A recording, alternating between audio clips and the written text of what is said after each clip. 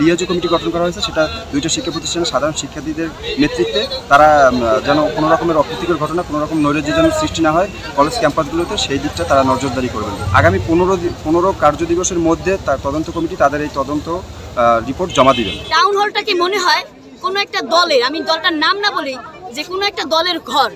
5-স্টার rating প্রাপ্ত BLDC টেকনোলজির Walton super saver ceiling fan 65% পর্যন্ত বিদ্যুৎ বিল সাশ্রয় করে আপনাকে রাখে প্রশান্তিতে। ওয়ালটন ফ্যান হাওয়া বদলে দেয়।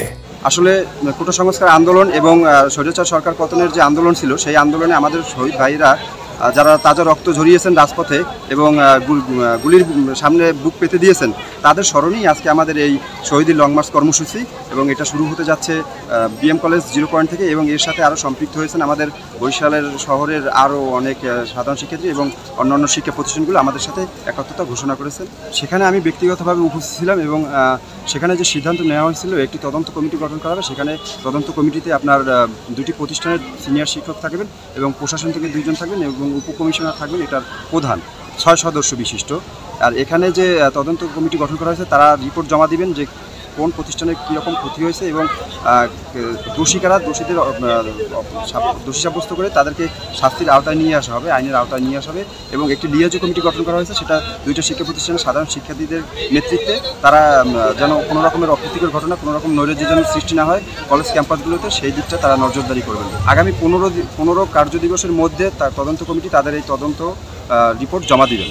এই স্বৈরশাসনকে পতনের আমাদের একটা দীর্ঘ সংগ্রাম ছিল, এবং সেই সংগ্রামের পরে আজকে 1 মাস পূর্তি হলো।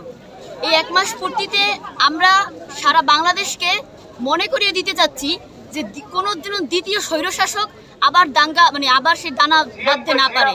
সেই জন্য আমরা আজকে একটা মিছিল করতেছি, এবং একই সাথে এই মিছিলের মধ্য দিয়ে অন্তর্বর্তীকালীন সরকারকে দাবি জানাচ্ছি যে সারা দেশে যত অরাজকতা হচ্ছে সেগুলো তারা আইন শৃঙ্খলার মধ্য দিয়ে আইনের আয়ত্তে নিবে, এবং কেউ এখন এই যে আইন হাতে নেওয়ার মতো যে কাজগুলো করতেছে এটা যেন না নিতে পারে।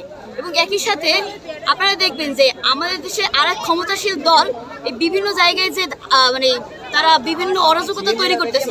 আমি একই সাথে আমাদের এই যে town hall, Ashwini Kumar town hall, সেখানে গিয়ে দেখবেন টাউন হলটাকে মনে হয় কোনো একটা দলের, আমি দলটার নাম না বলি, যে কোনো একটা দলের ঘর। সেই টাউন হলে আজকে লিফলেট, ব্যানার, পোস্টার দিয়ে পুরো ভরাই ফেলাইছে, কিন্তু সেই টাউন হল আজকে জনগণের টাউন হলের, সেখানে এক ধরনের দখলদারিত্ব। তো সেই জায়গা থেকে আমরা জানাতে চাচ্ছি যে এই দখলদারিত্ব বা এই ন্যাক্কারজনক কাজগুলো যত করবে ছাত্র সমাজ এইগুলোর বিরুদ্ধে ততবার রুখে দাঁড়াবে।